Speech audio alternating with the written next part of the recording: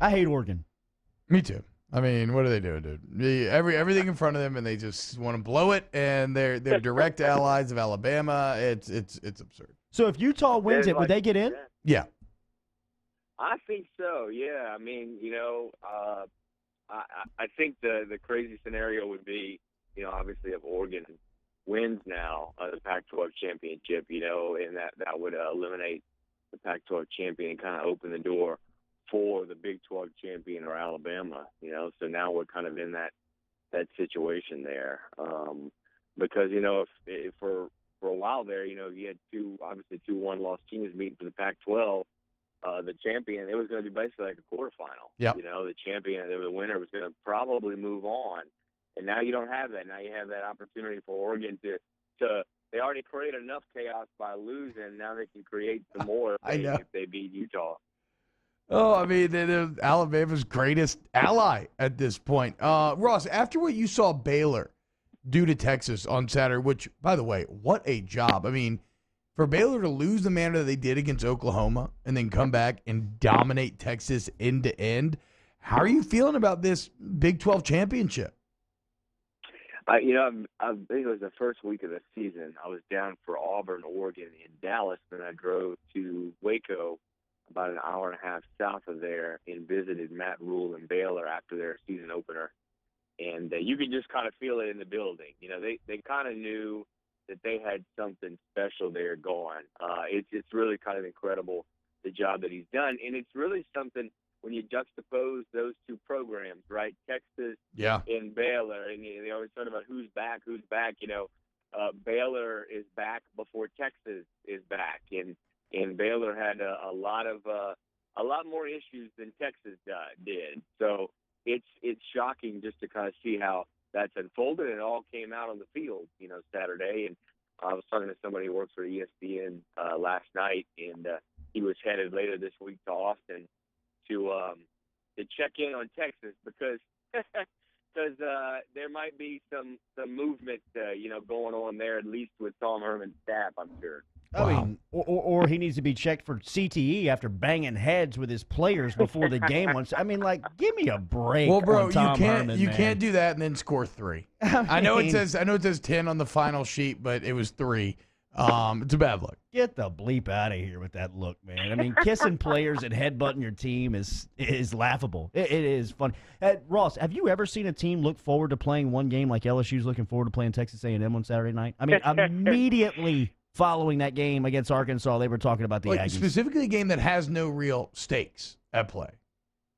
Yeah, it's well, certainly the stakes are higher for the team that could complete a perfect season and keep the playoffs alive. I mean, A&M's going in as a spoiler here, and LSU's going in to not only keep the perfect season alive, but it's a little bit of redemption, as we heard from some players, but specifically the head coach last week after the game. Last Saturday. It was it's kind of refreshing, guys, to hear a coach not go with the we're going to go 1-0 next week, just another game, and actually say what everybody knows what's going on, and everybody knows nationally what's going on, and that's a revenge type game and a team that's fueled by a lot of happenings last year. It was refreshing to see Ed just come out and say, yeah, we won them. We remember what happened, because we all know that's what everybody thinks. Ross Dellenger joining us here, just like he does every Monday, ESPN Baton Rouge, New Orleans, Alexandria. Ross, Iron Bowl coming up this weekend. No Tua. Great defense for Auburn. But you also have Bo Nix in the mix. How do you see this one playing out? In Jordan Hare. Yeah, I for the last few weeks, I thought, in my head, I thought Auburn's going to get them. Auburn's going to win, especially with Tua out now. I thought even with Tua that Auburn, because of its defense, is going to win. Of course, it came time for me to pick games last night for this week, and they ended up going with Alabama. I mean, I think there's just so much on the line for them, potentially, with a little chaos here and there, that they could get back in the playoff. I think they just have more to play for in a lot of ways. So I say the Tide wins in a squeaker. But But Auburn's D is great, and they got the home field advantage and all this stuff. I mean, I wouldn't be surprised at all if they won. What do you make of, we're talking to Ross Dellenger here, Sports Illustrated every Monday here, ESPN Baton Rouge, New Orleans, and Alexandria, and we were talking about the SEC, and Georgia is in the East, and third straight year, Kirby Smart's got his group in the SEC title game. 1913 winners over a Texas A&M team that made the trip to Athens on a sloppy, wet field. Terrible quarterback play all around. When you peek ahead to LSU, Georgia, what do you make of that matchup?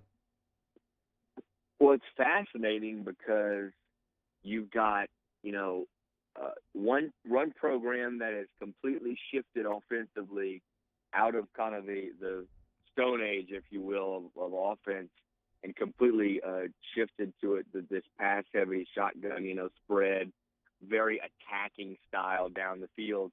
And then you've got Georgia, which, has offensively, I don't want to say regressed, but in a way that is schematically has regressed. I mean, they kind of remind me of the Les Miles teams of like 2014, 2015, 2016. Yeah. Like they're going to run the ball. They're not going to attack too much down the field. They're playing pretty conservative.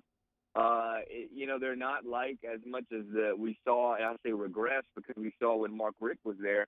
They kind of passed the ball over the field. I mean, they were still a pro style, I think, offense, but they passed it, all over the field and attacked a little more.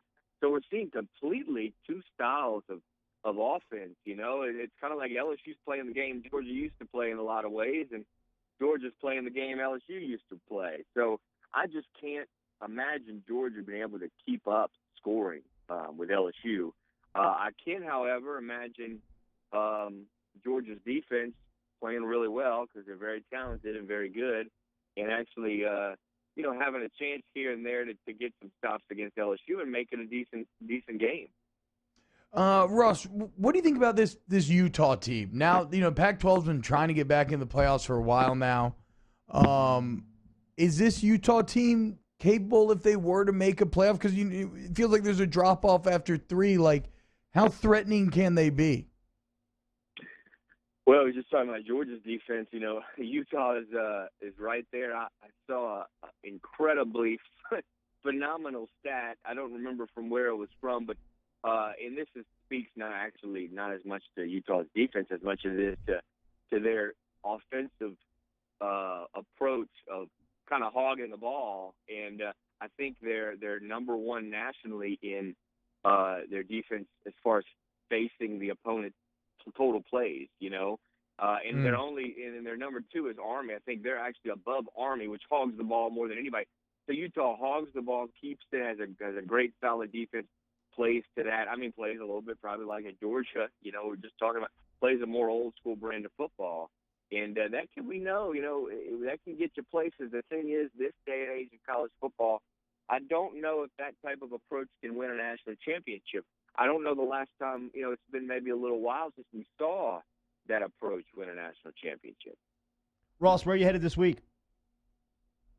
I'll be down there. I'll be flying in. I actually got a couple stops. So I'm hitting Virginia Tech, Virginia, the ACC Coastal Championship. The winner goes to get potentially slaughtered by Clemson, and then I'm hopping on a plane Friday night and heading down to Baton Rouge for LSU A&M, and I'll be there for a few days before heading to Atlanta. Real quick, Clemson, nobody talks about them. They're undefeated. They're in the top 3, and it looks like they'll be in the playoff. Is this a true contender when you look at Dabo's teams and who they've had in years past compared to where they are in 2019? How do you judge Clemson? That's the problem, right? That is right. That's the issue. Jordy said nobody's talking about Clemson because we don't know much about them. Their schedule, and they can't control a lot of it. I mean, they scheduled an SEC West team and A&M as their non-conference. The ACC is just terrible. I mean, they can't control their conference, how weak and strong it is, and it is really, really weak this year. It's the weakest conference in the nation, and so it's hard. It's hard to judge them. All we have to go by really is a home game against A&M, which they played well in, especially defensively. But it's tough to judge this Clemson team. But I know this, man. Dabo gets those boys ready November, December to play good ball, and they're playing it looks like. All right, happy Thanksgiving to you and the fam. See you this weekend, man. Thank you as always. All right, guys. There he is, Ross Dellenger checking in, Sports Illustrated college football lead writer. We'll close it out next.